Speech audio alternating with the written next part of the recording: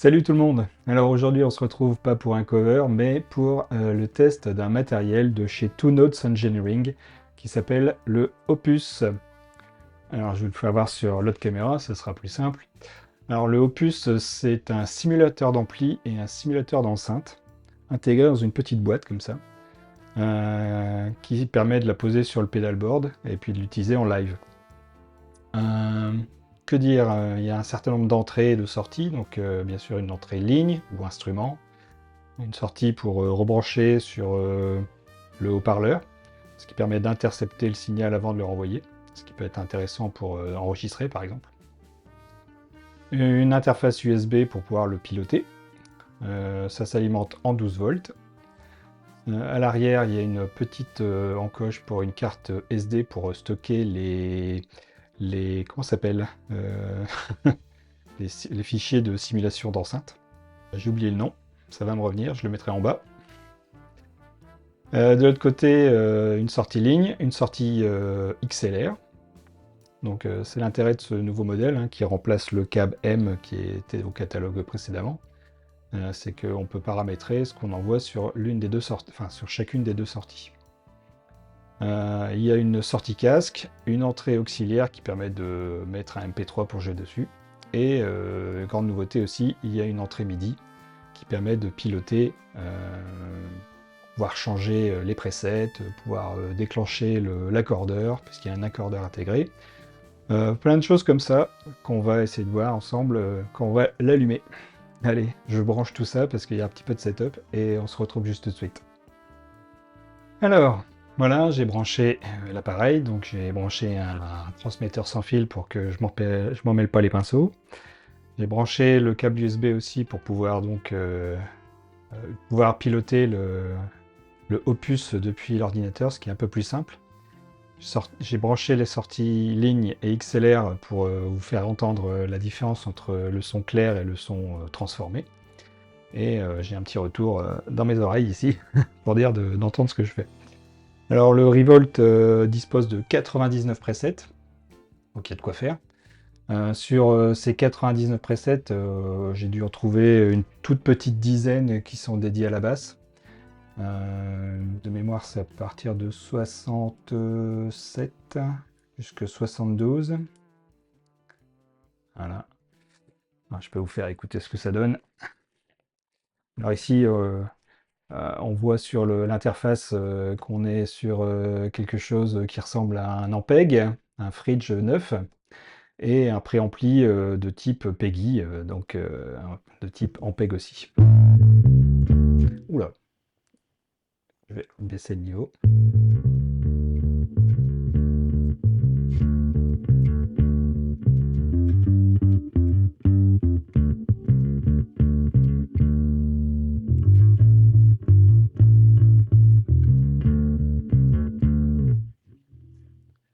Alors, qu'est-ce qu'on a d'autre comme preset?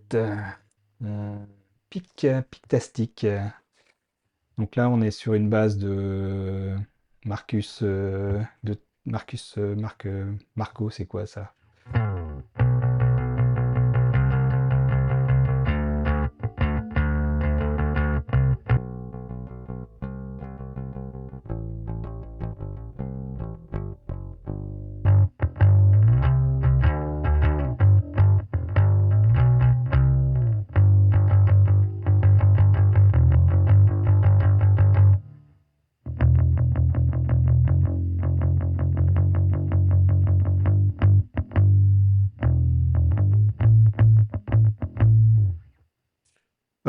Pas mal aussi.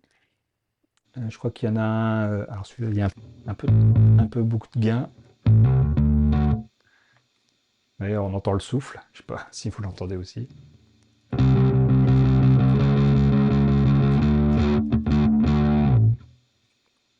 Qu'est-ce qu'on a? Un truc orienté slap. Alors, je sais pas ce que c'est comme câble. Two Notes CSB. Donc, c'est quelque chose maison apparemment.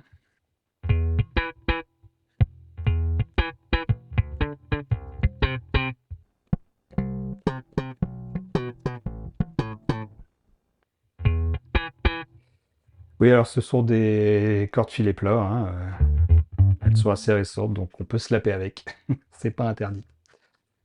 Donc voilà, ça c'était un petit peu les presets qui sont intégrés. Donc moi, ce que je vous propose, c'est de voir un petit peu toutes les différentes possibilités qu'on peut faire avec ce Opus. Donc je vais mettre sur un preset vide, enfin vide où tout est désactivé. Voilà, mon work in progress. Là, vous pouvez entendre le son clair de la basse.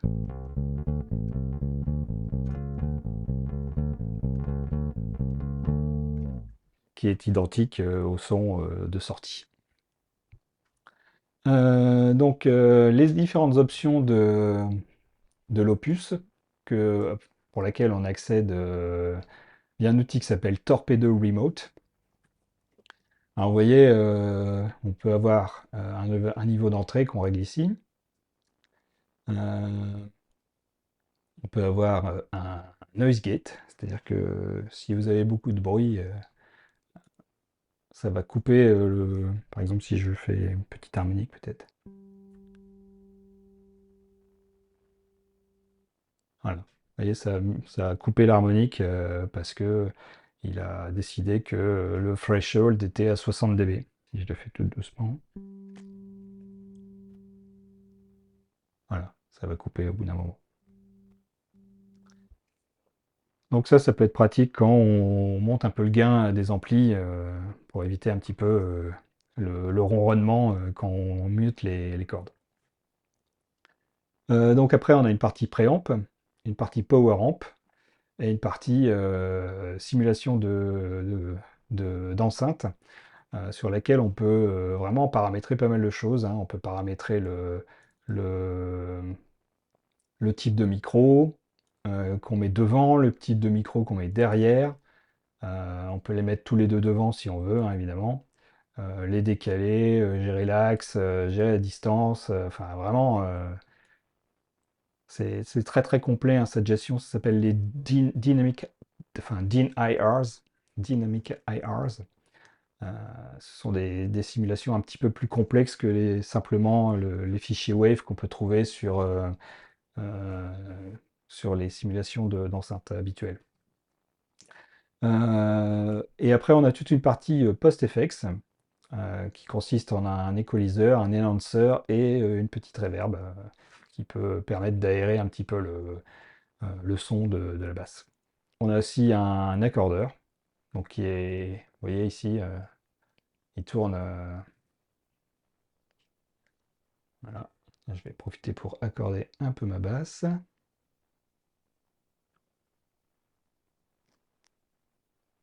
Bon, t'es pas trop désaccordé, ça va.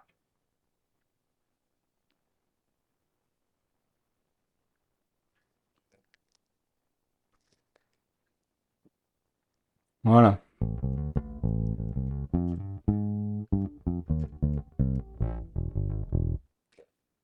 Donc on va essayer un préampli. Vous voyez, ça change.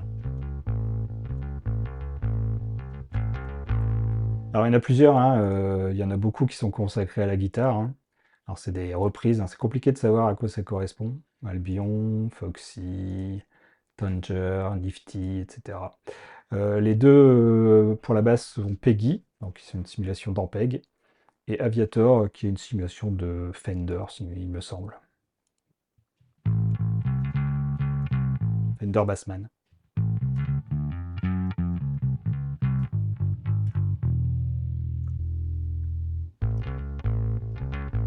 Alors là-dessus, vous pouvez régler les gains, évidemment. On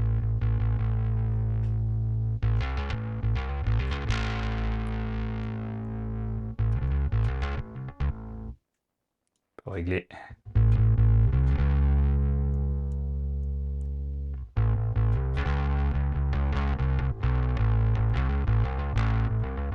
Alors là, c'est vraiment le son du préampli brut, hein. Ce qu'il faut prendre en compte, c'est effectivement quand on règle l'équaliseur au niveau du préampli, il faut savoir que derrière, si on met une simulation de câble, ça ne va pas sonner du tout pareil, quoi. Là, par exemple, je vais activer celle-là. C'est une simulation d'un cabinet Eden. Vous voyez? avec et sans, ça sonne pas pareil. Toute la dureté d'une distorsion va être adoucie par un cabinet, par une enceinte. Et donc là, vous voyez, je vais pouvoir remonter les aigus. Alors que sans l'enceinte, c'était assez désagréable.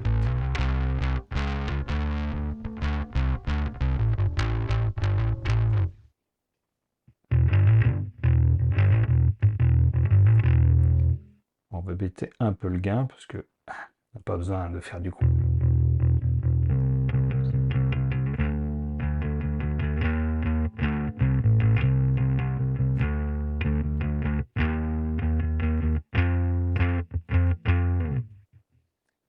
Alors, l'autre partie intéressante, c'est la partie Power Amp, qui va faire une simulation d'un ampli de puissance à tube.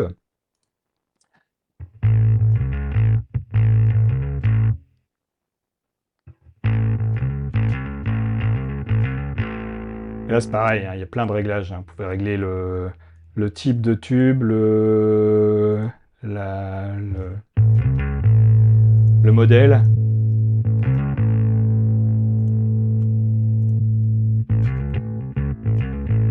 Si c'est du single ou du single engine ou du push-pull, alors ne me demandez pas la différence. Je crois que c'est sur le nombre de... J'ai jamais eu d'ampli à lampe, donc je peux pas vous dire à quoi ça correspond. Et donc, en fonction du type et du modèle, on peut régler soit le volume, le contour et la profondeur.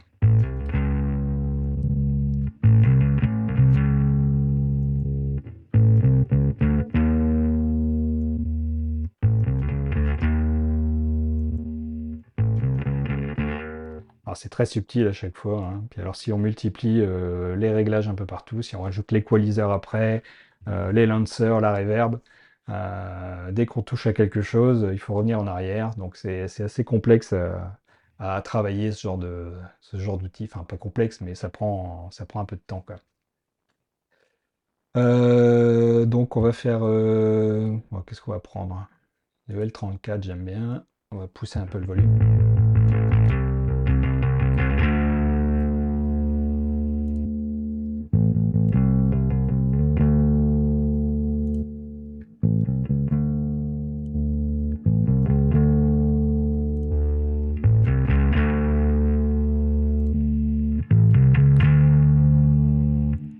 Allez, on va tout remettre à plat et on va voir ce que ça donne aussi.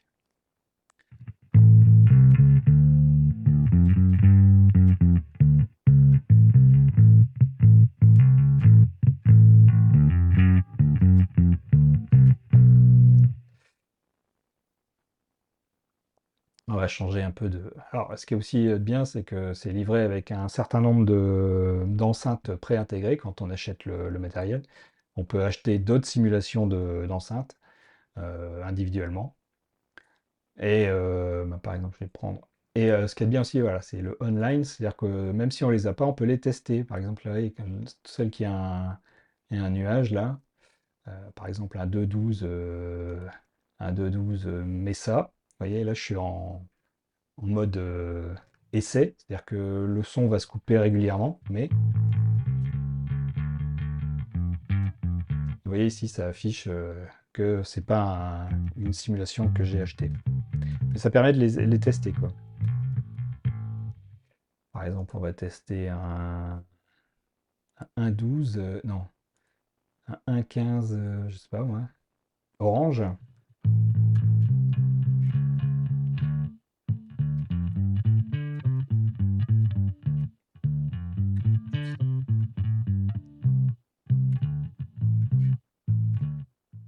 Voilà, ça coupe au bout d'un moment. Mais bon, au moins, ça permet de se faire une idée. Allez, on va prendre un frigo en PEG. Voilà.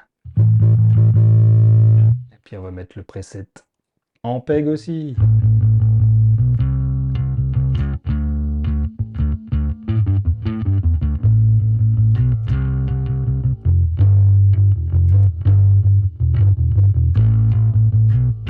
Oula, ça sature, j'avais pas vu, désolé.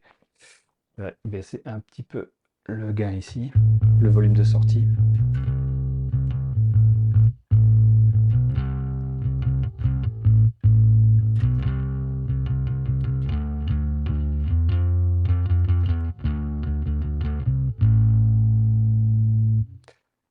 Voilà, puis après, on peut encore jouer sur l'équalisation.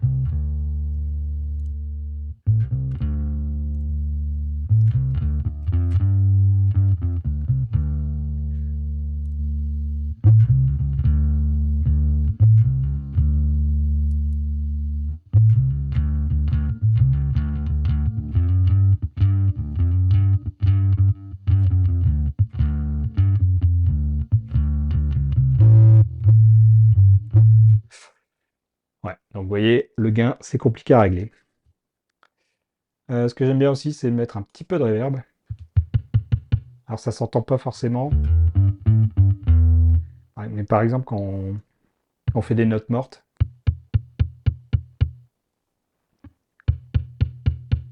et ça fait comme si on était vraiment dans une salle.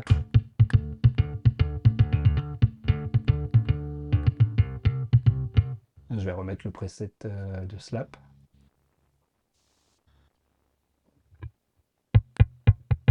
Je vais remettre un peu de reverb. Voilà, il y en a un peu trop là. Se mettre en mode room.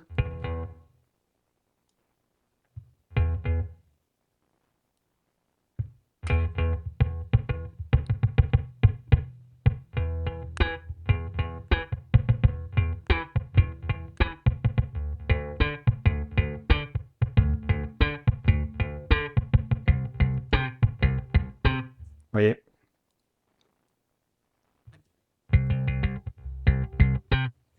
Ça peut être intéressant aussi à utiliser.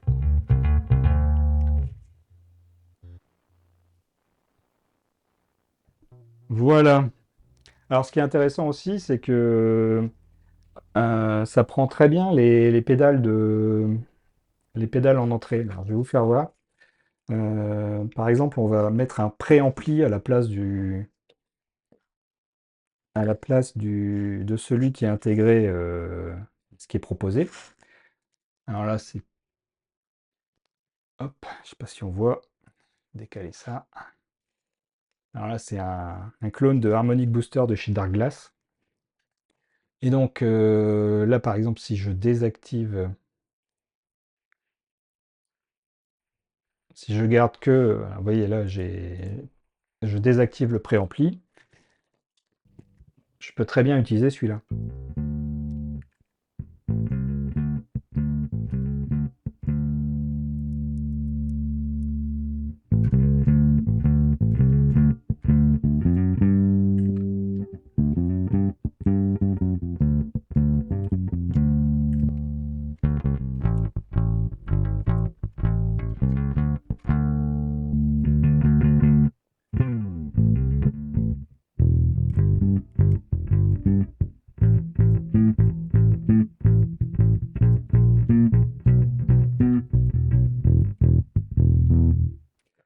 Voilà.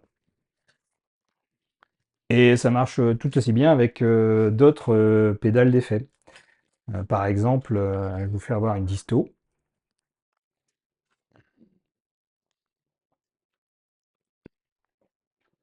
Alors ici, c'est la Blooms de chez Earthquaker Device. C'est une pédale de disto assez agressive. Donc là, je vais remettre le préampli.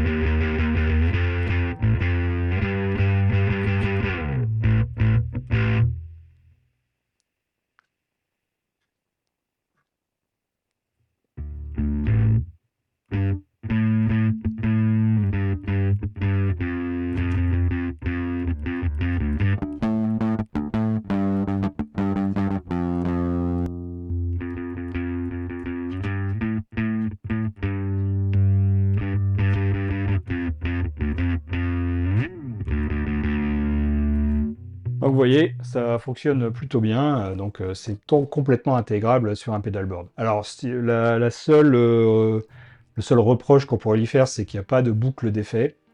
Donc c'est-à-dire qu'on peut rien mettre entre la sortie du préampli ou du power amp et la simulation de câble, par exemple. Ah si, on peut le faire, mais disons qu'on perd l'intérêt de la simulation de cab en sortie, et on perd donc la sortie XLR pour pouvoir rentrer directement dans la table de mixage. Voilà, donc c'était une présentation rapide hein, de ce produit de chez Two Notes, hein. Là, on peut en faire bien sûr bien d'autres choses, et notamment à la guitare. Malheureusement, j'ai pas de guitare, hein, je suis pas guitariste, donc je laisse ça à ceux qui savent le faire. D'ailleurs, je vais envoyer cet appareil à mon collègue Maxime Ramy, qui va faire un test approfondi, beaucoup plus approfondi que le mien, et qui va vous proposer des sons aux petits oignons. D'ailleurs, allez voir sa chaîne, allez checker sa chaîne, comme il dit, ça sera toujours très intéressant. Voilà, donc c'est fini pour moi, et puis si vous avez des questions, comme d'habitude, n'hésitez pas à les poser en commentaire, j'y répondrai toujours volontiers et le plus rapidement possible. Allez, on se retrouve pour une prochaine vidéo, un cover, un test, on verra. Salut!